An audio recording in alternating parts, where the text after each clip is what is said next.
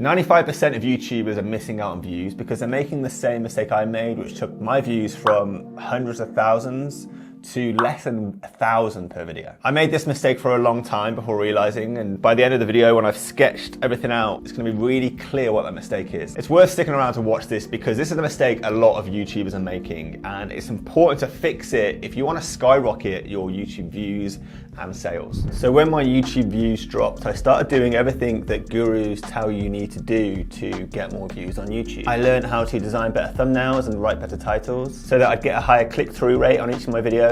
That didn't work. I became more consistent with my upload, uploading the same amount of videos per week on the same days per week. That didn't work, but there's a little bit more to the story there that we'll come back to later. I bought better equipment, I became a better editor, I even learned the fundamentals of storytelling, all to improve the retention on my videos in hopes of getting more views, but none of these things worked either. I also focused on getting better at selling in my videos to make up for the money I lost from the dropped ad revenue. And that did actually start making me a lot more money through the channel. I made a free 5-day course during that time on how to get long-term automated sales through your YouTube channel, which you can access yourself using the link below in the description. But in terms of views, learning to sell didn't get my number of views back up to what they previously were either. So spending time focusing on each of those areas and improving my skills on each of them, sure, it made me a better video maker, a better designer, made me more creative, but I still wasn't getting any significant increase in the views on my channel. Nothing was really moving the needle and getting my views back to where they once were until I realized that I needed to put this together.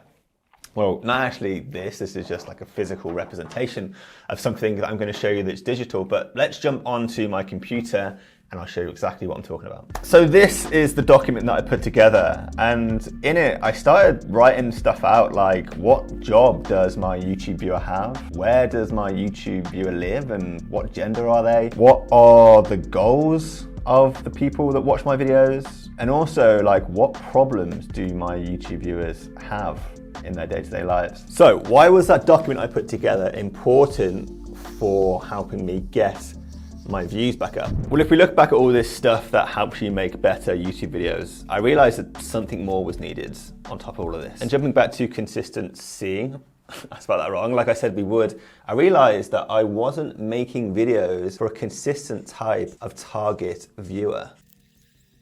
So hypothetically, 1 week I might have made a video about, say, how to grow on YouTube, which might have got me, hypothetically, 1,000 new subscribers. Week 2, I might have made a video on mental health, something completely different, which might have got me 500 new subscribers. And in week number 3, I might then have flipped to making a video on the topic of e-commerce, which would have got me, say, 1,500 subscribers. So even though over those 3 weeks I've got 2,000 new subscribers, when I come to making another video on YouTube, I only have 1,000 of the 2,000 subscribers interested in watching that new video. So I've wasted those 3 weeks splitting my audience across 3 different interest groups. And YouTube's going to notice that I've got these 2,000 relatively new subscribers over here that aren't watching this newest video I've released. So it's going to make a judgment call that this video is a bad video. And it's potentially deciding to not push this new video out to as many new audiences as it could because it's thinking that not many people are interested in it.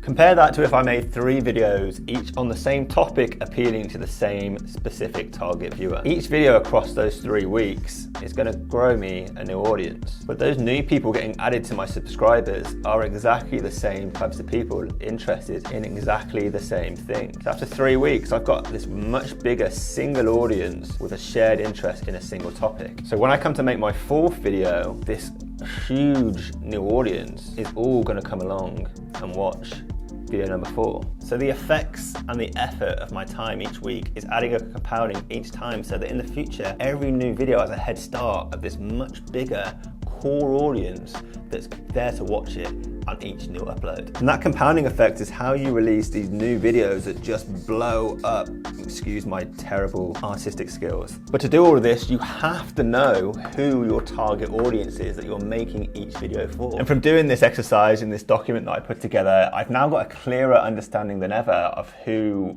my videos are for. They're for YouTubers who want to sell more of their online products through their YouTube videos. So the lesson here is you need to know exactly who your videos are for if you're going to be consistent and if you're going to see substantial YouTube growth and sales. I only realized who my videos were actually for after I sat down and did that exercise with that document and deliberately thought about who's gonna buy my products and who do I wanna watch my videos. And it was only after I spoke to those target viewers that I really learned about them and learned about their goals, their frustrations, their ambitions, which allowed me to realize the consistent value that needs to be present in all of my YouTube videos in order to get views and sales from that target customer. So if you haven't figured out yourself who your videos are for and introduce a consistent strategy around that viewer, I'd sincerely recommend it. Once you've done that, make sure to watch this video next on 4.5 easy ways to add an additional $5,000 a month into your YouTube channel. And just don't forget to subscribe to this channel too.